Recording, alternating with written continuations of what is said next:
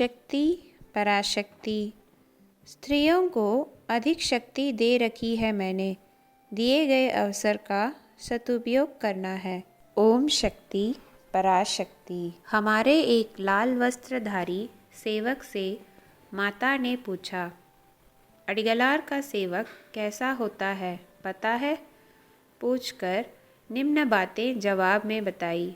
अडिगलार का सेवादार मेहनत कर खाना खाएगा, दूसरों की संपत्ति का इच्छुक नहीं होगा, खाना पीना और निद्रा त्याग कर सिद्धपीठ के विषय में और अडिगलार के विषय में झुग्गी झोपड़ियों में और हर तरह आते जाते रहने वालों को अवगत कराता रहेगा। हे पुत्र, वह अडिगलार और अम्मा को अलग अलग कर नहीं देखेगा। मैं उसे बहुत तंग करूँगा, पर देखो पुत्र, उसे एक शंका तक नहीं होगी। हे पुत्र, मेरा सच्चा सेवादार पदवी प्रतिष्ठा यश उपाधि कीर्ति सम्मान की इच्छा नहीं रखता, उसका कार्य सेवा करना है। ऐसे बोलते हुए माता ने अपनी दिव्यवाणी रोककर अपनी कृपा दृष्टि बिखेरते हुए, हे पुत्र, मैंने आखिर में क्या कहा?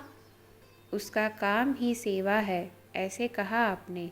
सुनते ही, हे पुत्र, उसका काम ही सेवा है कहे तो उसे व्यापार बनाएगा और अम्मा का नाम बोलकर उससे पैसे बनाकर अपनी खाली पेट भरेगा। ऐसा मतलब नहीं है। मैंने पहले ही कहा था, मंदिर आना तुम्हारे नित्य कर्म के समान है और काम में लगना संसार में तुम्हें मिली छुट्टी समझो।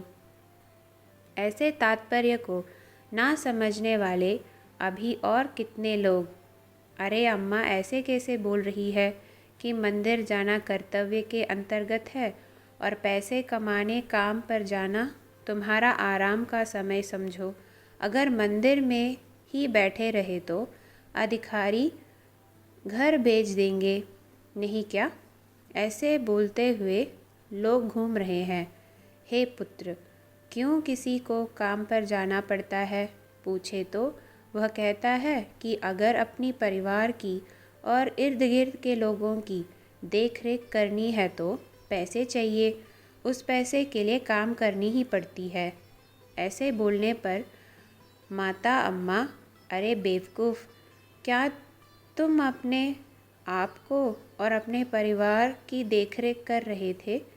ऐसा व्यंग्य भरी हंसी के साथ।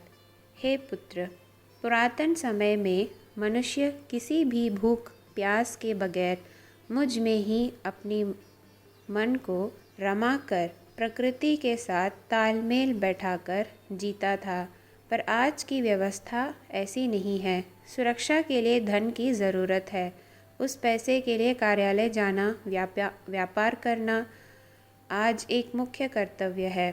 ऐसा हर एक सोच रहा है।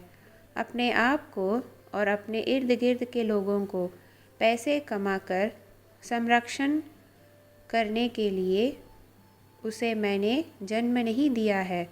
हे पुत्र, अपने आप को समझने, अपने कर्म दोषों को झेल कर समाप्त करने और साथ ही और कर्मदोष न जनित करते हुए मनुष्य कुल के लिए इस धरा पर मेरा दिया हुआ स्वर्णिम अवसर है यह मनुष्य जीवन। उस पर भी इस समय में मैं खुद तुम्हारे सामने प्रकट होकर आई हूँ। इसे समझकर उसके अनुरूप चलना ही हर एक का परम कर्तव्य है। हे पुत्र, क्या तुमने यह सोच रखा है कि कर्मदोष को समाप्त करना बहुत आसान काम है? यह उतना सरल नहीं है।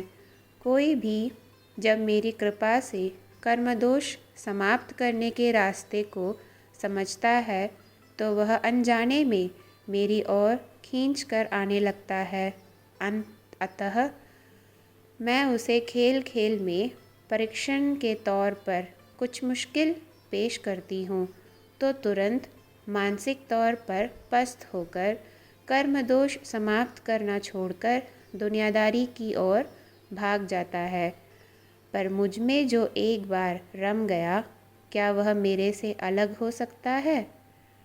फिर से वह मेरी सेवा में आकर उपस्थित हो जाता है। इस बीच मैंने उसे जो दिया है वह उसके आराम का समय है समझो। मेरे पुत्र, चलते चलते ही तुम इस रहस्य को समझोगे। हे पुत्र, अडिगलार का सेवक ईमानदार बनकर रहेगा। वह आत्मचिंतन के साथ रहेगा, दिन रात आध्यात्मिक उन्नति के बारे में थके बगैर चिंतन करता रहेगा। वह मेहनत करके खाएगा, 1 रुपये कमाए तो 10 पैसा आध्यात्मिकता में खर्च करेगा। हे पुत्र, वह किसी का पिछलग्गू नहीं बनेगा। उसके मन में दूसरों के प्रति दुर्विचार नहीं पनपेंगे। वह व्यर्थ में समय नहीं गवाएगा, मजाक में भी झूठ नहीं बोलेगा। छल कपट उसे छू नहीं सकते। हे पुत्र, वह अपने जन्मदाता को, परिवार वालों को और इर्द गिर्द वालों को आदर देकर चलेगा। ऐसे एक के लिए, उसके अहंकार रहित सेवा के लिए, उसके सभी साथ वालों को रक्षा में मैं करूँगी। यह सब माता के मुख से निकला। सच्चे सेवक की महिमा। हे पुत्र, सेवक के चरणों में मैं बसती हूँ। सेवक के चरणों में मैं पुष्प डालती हूँ। सेवक के चरणों को मैं अपने चरण के समान समझती हूँ। सेवक के चरणों में मैं उपासना करती हूँ। सेवक के चरण काशी से भी बढ़कर है। सेवक के चरण तिरुपति से भी बढ़कर है। सेवक के चरण तीर्थ से भी बढ़कर है। सेवक के चरण पुण्य नदियों से भी उत्तम है। सेवक के चरण ज्ञानियों से भी श्रेष्ठ है। सेवक के चरण अमूल्य होते हैं। सेवक के चरण पाप पुण्य का हिसाब नहीं होता। सेवक का चरण स्वर्ग है, परम पद है। सेवक के चरण में आभा होती है। सेवा कार्य लगातार करो, मुझ में ध्यान धरकर सेवा करो। मैं हूँ, सब देख लूँगी। टिप्पणी पहला भाग। माता ने दिव्य वाक्य में कहा। अगला भाग शक्ति कन्नन के स्वप्न में 2/8/2018 के दिन भोर 2 बजे सुनाया। ओम शक्ति।